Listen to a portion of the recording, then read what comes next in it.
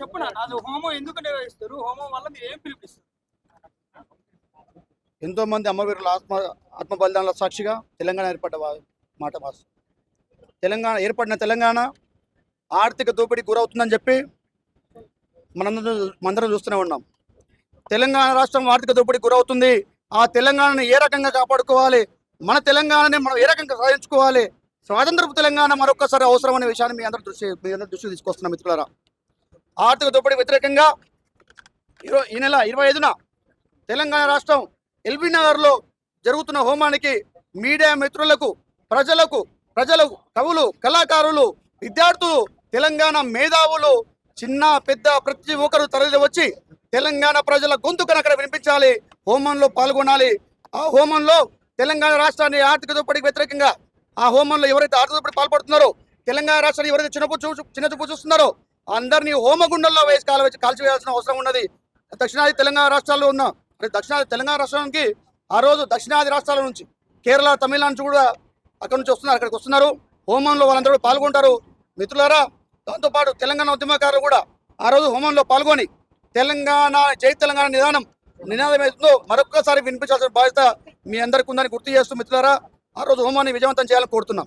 ఆర్థిక దోపిడీ అంటే ఎలాంటి దోపిడీ జరుగుతుంది? ఈరోజు చూడండి మిత్రులారా, మీరు గ్రామంలో ఎక్కడ పోయినా సరే, హైదరాబాద్ నుంచి గ్రామానికి ఎక్కడైనా పోండి, పూర్తి స్థాయిలో వాళ్ళే షాపులు పెట్టడం జరిగింది. చేతురుతుల నుంచి పూర్తిగా వాళ్ళే గుంజుకోవడం జరిగింది. చెప్పుల షాప్ వాడే పెట్టిండు, పానీపూరి షాప్ వాడే పెట్టిండు, స్మాల్ స్కేల్ ఇండస్ట్రీ మొత్తం వాళ్ళే ఉన్నారు. ఈ రోజు ప్రభుత్వం కూడా వాళ్ళకే సబ్సిడీ ఇచ్చే పరిస్థితి దిగజారిపోయింది. ఈ రోజు పూర్తి స్థాయిలో ఈరోజు పని చేతురుతులు కానీ పనిముట్లు కానీ వాళ్ళ చేతికే వెళ్ళిపోవడం, మనం బిచ్చగాళ్ళగా మారడం, ఈ తెలంగాణ రాష్ట్రంలో బిచ్చగాళ్ళ మారడం జరిగింది. అర్థం మీ అందరూ తెలియజేస్తున్నా. అయితే కోమట్లు ఈరోజు వ్యాపారానికి ఎందుకు దూరమయ్యారని ఒకసారి ఆలోచించాలి. ఈరోజు కోమట్లు వ్యాపారానికి దూరమై హైదరాబాద్కి వచ్చి ఓయో రూముల పోండి, ఓయో హోటల్ పోండి, వాళ్ళు ఈరోజు సెక్యూరిటీగా పనిచేస్తున్నారు. ఈరోజు డిమార్ట్లు వచ్చినాయి, రిలయన్స్లు వచ్చినాయి, ఈరోజు వైద్యంలోకి వచ్చిర్రు, విద్యలోకి వచ్చిర్రు, అలెన్ కాలేజీలు అని చెప్పి, అక్షర కాలేజీలు అని చెప్పి ఈరోజు నార్త్ ఇండియా కాలేజీలు వచ్చినాయి. ఈరోజు విద్యలోకి వైద్యంలోకి షాపుల పేరు మీద, కార్పొరేట్ సంస్థల పేరు మీద ఈరోజు తెలంగాణ రాష్ట్రం వాళ్ళకు కేంద్రంగా మారిపోయింది, కేంద్ర బిందువుగా మారిపోయింది. భూములు కొల్లగొడుతున్నారు, వ్యాపారాలతో మొత్తం వాళ్ళు కూడా పూర్తిస్థాయిలో ఆధిపత్యం చెలాయిస్తున్నారు.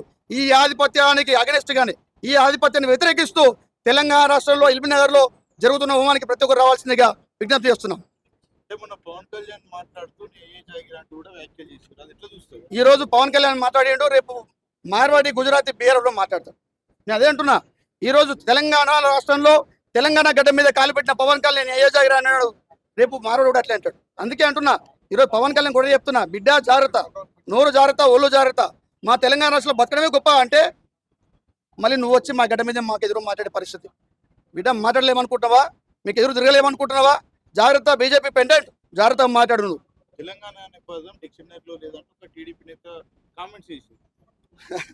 టీడీపీ పార్టీకి తెలంగాణ రాష్ట్రంలో దిక్కే లేదు.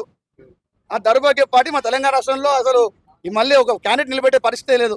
వాళ్ళు ఆంధ్రాకు పోయి మాట్లాడే ధైర్యం తెలంగాణ రాష్ట్రంలో ఆ మాట నిలబడి మాట్లాడి ఉంటే వాళ్ళ దమ్మెంతో చూస్తుంటాం కదా. మేము తెలంగాణ రాష్ట్రంలో నిలబడి మాట్లాడమని చెప్పు చూద్దాం, నిలబడి మాట్లాడమని చెప్పండి. తెలంగాణ రాష్ట్రంలో టీడీపీ ఒకటి నిలబడి తెలంగాణ పదం డిక్షనరీ లేదని చెప్పమనండి, దమ్మెంతో చూద్దాం, బరాబర్ బయట పెట్టిస్తాం. మా రాష్ట్రం, మా హక్కు, మా 1200 మంది అమరుల ఆత్మ బలిదానంతో వచ్చి తెలంగాణ రాష్ట్రంలో భయపెట్టడం ఏంది? మా హక్కు, మా జాగిరి మేము బరాబర్ మాట్లాడతాం, బరాబర్ ప్రశ్నిస్తాం కదా. నేను అంటున్నా, అదే అంటున్నా మిత్రులారా, తెలంగాణ ఈ దేశంలో అంతర్భాగమే, కానీ గౌరవం ఉంటది కదా, ఆత్మగౌరవం, అస్తిత్వం, పోరాటం, ఈ 3 నిదానాల సాక్షిగా నేను ఒకటే చెప్తున్నా, బతకండి, జీవించండి, మేము వద్దని చెప్పట్లేదు, కానీ జులుం ప్రదర్శించి వద్దని చెప్తున్నా. మీ జులుం ప్రదర్శించి మాట్లాడొద్దు అని చెప్తున్నా. మా నెత్తి మీద ఎక్కువ కూర్చుంటే మేము ఊరుకోమని చెప్తున్నా. తెలంగాణ రాష్ట్రం ఎక్కడి నుంచి అయితే అన్యాయం జరుగుతుందో తెలంగాణ రాష్ట్రానికి, అది రాజకీయంగా కావచ్చు, ఆర్థికంగా కావచ్చు, ఇంకే రకంగా కావచ్చు, మనలో దోపిడీ కావచ్చు, పూర్తి స్థాయిలో మేము వ్యతిరేకిస్తాం. ఎవరిని వదిలిపెట్టే ప్రసక్తి లేదు. తెలంగాణ రక్షణ వేదిక జెండా అక్కడ నిలబడుతుంది. వాళ్ళందరూ తెలంగాణ ప్రజలకు అండగా తెలంగాణ రక్షణ వేదిక జెండా ఉంటుందని మేము అందరూ తెలియజేస్తున్నాం.